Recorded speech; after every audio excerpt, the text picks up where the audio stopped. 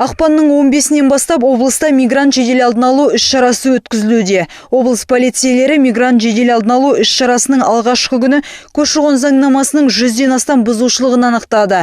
Қонақ үйлер, ойын-сауық орындары, вокзал маңы алаңы және басқа да шетелдіктер болуы мүмкін орындар көші-қон полицейлерінің жіті бақылауында. Осылайша Петропавл қаласындағы дәмханалардың бірінде Қырғызстан Республикасының 4 азаматы заңсыз жұмыс істеп келген. До конца еще не собрали, поэтому в связи с этим мы здесь находимся. Что вам помешало документы собрать? Ну, пока туда-сюда все бежали, время, тесновато было, только 3-4 дня же начали работать, поэтому...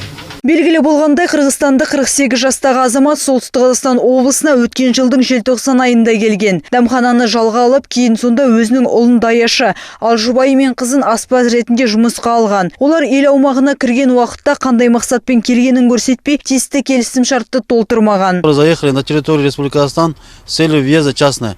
Однако с 10 февраля Бұл азаматтар Қазақстан Республикасының аумағына кірген уақытта келу мақсатын дұрыс көрсетпеген.